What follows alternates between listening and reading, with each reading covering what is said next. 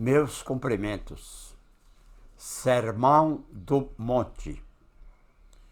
Fraternidade Espírita Canaci, Montes Claros, canaci.com.br. Então, Sermão do Monte. Sermão da Montanha. Sermão das Bem-aventuranças. E bem-aventuranças. Bem-aventurança é uma declaração de bênção com base em uma virtude ou na boa sorte. Síntese das leis morais. Síntese perfeita das leis morais para a humanidade. O objetivo desse estudo é relembrar as regras básicas do comportamento humano trazidas por Jesus no sentido de melhorar o nosso pensamento e as nossas ações. Já era o momento de ditar as normas àqueles 12. Para isso, longe das multidões, ele, Jesus, os conduziu a uma encosta da montanha, em trecho isolado, onde podiam ficar a sós. Depois que os discípulos se acomodaram, proclamou o mais conciso e ordenado sistema de uma filosofia universal. Ali se achava tudo que a alma necessitava saber a respeito de Deus, da criação e da vida cotidiana, tanto naquela época como nas épocas vindouras, naquele tempo e hoje. Então, ensinando, Jesus subiu ao monte, se assentou e passou a ensinar. Ou seja, o Sermão do Monte é uma aula, uma lição, uma grande oportunidade de ensino eterno. Então, os 12 discípulos estão atrás de Jesus, ao lado de Jesus. Discípulos: Pedro, André e Filipe eram filhos de Betsaida, de onde vinham igualmente Tiago e João, descendentes de Zebedeu. Levi, Tadeu e Tiago, filhos de Alfeu, e sua esposa Cleófas, parenta de Maria, eram nazarenos e amavam a Jesus desde a infância. Tomé descendia de um antigo pescador de Dalmanuta e Bartolomeu nascera de uma família laboriosa da Galileia. Simão, mais tarde denominado o Zelote, deixou a sua Canaã para dedicar-se à pescaria. Somente um deles, Judas, destoava dos demais, pois nascera em Iscariotes e se consagrava ao pequeno comércio em Cafarnaum, onde vendia peixes e quinquilharias. Não era pescador, ele vendia peixes e miudezas, quinquilharias. 8 bem-aventuranças. Repito, 8. Bem-aventurados pobres de espírito, porque deles é o reino dos céus. Bem-aventurados que choram, porque serão consolados.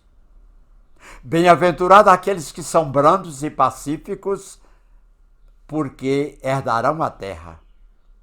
Bem-aventurados que têm fome e sede de justiça, porque serão saciados. Bem-aventurados aqueles que são misericordiosos, porque alcançarão misericórdia. Bem-aventurados aqueles que têm puro coração, porque verão a Deus. Bem-aventurados que sofrem perseguição pela justiça, porque o reino dos céus é para eles. 8. Bem-aventurados sois quando, por minha causa, vos injuriarem e vos perseguirem, e, mentindo, disserem todo mal contra vós. Regozijai-vos e exultai, porque é grande o vosso galardão nos céus. Pois assim perseguiram os profetas que viveram antes de vós. Bem-aventurados pobres de espírito, porque deles é o reino dos céus. Pobre de espírito não é o pobre do ponto de vista material. É aquele que é carente na esfera do espírito, que sabe que depende de Deus, que é grato, que compartilha. Por pobres de espírito, Jesus não entende as pessoas desprovidas de inteligência, mas humildes de coração. A humildade não está na pobreza, não está na inteligência, na penúria, na necessidade, nem na nudez e na fome. A humildade está na pessoa que, tendo o direito de reclamar, julgar, reprovar e tomar qualquer atitude, apenas abençoa. Palavras de Emmanuel. 2. Bem-aventurados que choram, porque serão consolados. Chorar por si só não tem valor nenhum. É o caso das constantes lástimas pelas perdas egoístas ou ambições frustradas, em lágrimas excessivas pelos entes queridos que partiram. O choro com valor é aquele que evoca um arrependimento sincero ante o erro cometido, não só com relação ao próximo, como com relação a Deus. Os que choram se encontram envolvidos no processo de crescimento. Eles serão consolados quando se reconheceram como espíritos imortais. 3. Bem-aventurados aqueles que são brandos e pacíficos, porque herdarão a terra. Herdar a terra, adquirir consciência, relacionar-se, participar sempre, sem se escravizar. Os mansos, bem-aventurados os mansos, os delicados e os gentis que sabem viver sem provocar antipatias e descontentamentos. Bem-aventurados que conferem ao próximo o direito de pensar, opinar e experimentar e respeitam cada pessoa em seu lugar, tempo e condição. Bem-aventurados que equilibram corpo e alma no seio da harmonia. Eles herdam valiosas lições na terra. Ser manso não significa ser covarde, fraco, servil, conformado, mas um crente na bondade de Deus. O mundo acha que o manso é o covarde, o vacilante, o fraco. Mas a mansidão não é fraqueza, é uma força gentil, ou seja, uma força educada. Para muitos, a brandura e a mansidão é sinal de fraqueza. Entretanto, Jesus, o homem mais forte que passou pela terra, declarou: aprendei de mim, porque sou manso e humilde de coração. Os pacificadores. Quem é realmente um pacificador? Aquele que tolera, sem mágoa, os pequenos sacrifícios de cada dia em favor da felicidade de todos. É aquele que nunca atiça a discórdia com a injúria ou rebelião. Considerando que a paz é um estado de espírito, podemos concluir que, tendo a consciência tranquila, tudo à volta pode estar em revolução e, ainda assim, manteremos nossa serenidade. 4. Bem-aventurados que têm fome e sede de justiça, porque serão saciados. Sede de justiça. Não se trata de justiça jurídica, mas de relação, atitude justa e reta que a pessoa assume. Mantermos-nos no caminho de que Jesus ensinou pode não ser entendido por muitos que ainda não tenham interiorizado a importância dos valores morais. 5. Bem-aventurados aqueles que são misericordiosos, porque alcançarão misericórdia. Significado: sentir a miséria do outro em nosso próprio coração. Quando nos vemos em posição de domínio ou de superioridade sobre o outro que nos ofendeu ou nos feriu, o importante é nem pensar em vingança. Misericórdia é uma disposição da alma em ser semelhante ao Cristo frente a amigos e inimigos. Sofrimento não é alçar exclamações de piedade nativa para o céu. Não é ficar com os braços em repouso diante do sofrimento alheio que nos convoca ao auxílio e à cooperação. Então, sofrimento. Bem-aventurados que lutam e sofrem, que se agitam e trabalham na materialização do bem comum. Os que fazem da piedade o serviço constante do amor encontram portas abertas para o reino de Deus. 6. Bem-aventurados aqueles que têm puro coração, porque verão a Deus. Os puros de coração. Está aí a Madre Teresa de Calcutá, hoje Santa Teresa de Calcutá. Os puros de coração projetam a claridade de seus bons intentos sobre todas as situações e sobre todas as coisas.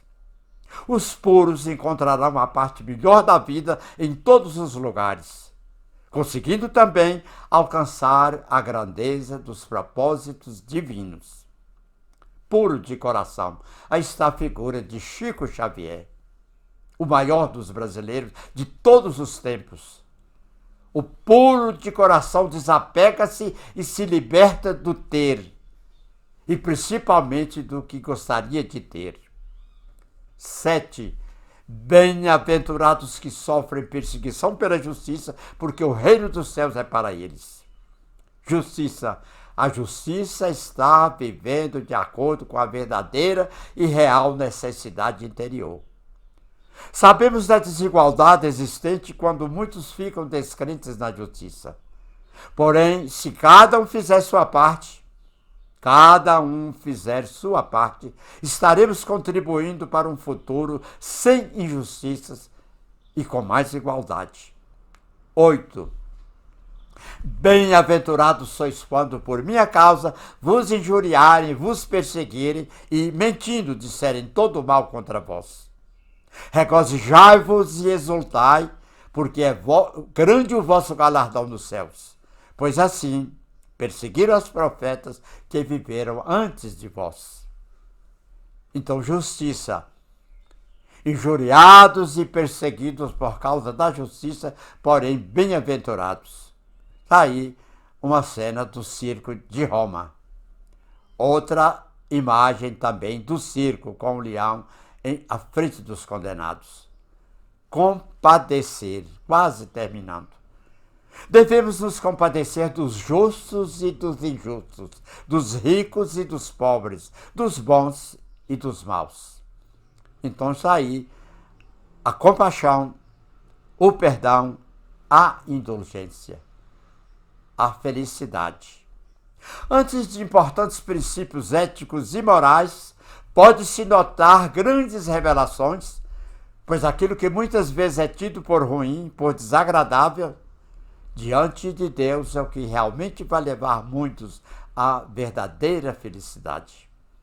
Então, crescimento íntimo. As estradas que nos levam à felicidade fazem parte de um método gradual de crescimento íntimo, cuja prática só pode ser exercitada pausadamente, pois a verdadeira fórmula da felicidade é a realização de um constante trabalho interior. Bem-aventurança na filosofia grega quer dizer felicidade. E a felicidade é o fim último e supremo bem do homem, que o constitui o verdadeiro sentido de sua vida.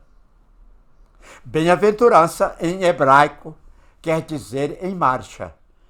E infelicidade é estar parado sob a imagem, parado sob os sintomas, parado sob as memórias. Amar e aceitar. Jesus disse: precisamos amar e aceitar a preciosa colaboração dos vencidos do mundo. Nas derrotas da sorte, as criaturas ouvem mais alto a voz de Deus. O Sermão da Montanha define o caráter do verdadeiro discípulo. São palavras que falam direto ao coração. Para Buda, bem-aventurados são os que se extasiam em contemplar o que é profundo e verdadeiro nesta vida. Para Gandhi, Mahatma Gandhi, tinha razão quando disse que se dos ensinamentos do Cristo ficassem apenas os extratos do Sermão do Monte, apenas o Sermão do Monte, o Sermão da Montanha, as bem-aventuranças, ainda teríamos condições de pautar a nossa conduta nos mais excelsos parâmetros. Carl Gustav Jung, psiquiatra suíço, relacionou as bem-aventuranças à conduta psicológica do ego. Gandhi: se a humanidade perdesse todas as obras sacras e ficasse apenas com o Sermão do Monte, não teria perdido nada. Vale repetir. O Sermão da Montanha é a mais notável contribuição do pensamento em todas as épocas da história para a plenitude humana. Palavras de Divaldo Franco. Então, Sermão do Monte: estudar, refletir, marchar e transformar. Avançar através da reflexão nos conceitos de Jesus e na sua aplicação do cotidiano. Sal da terra, luz do mundo. Vós sois o sal da terra. Vós sois a luz do mundo. Somos o sal da terra e a luz do mundo.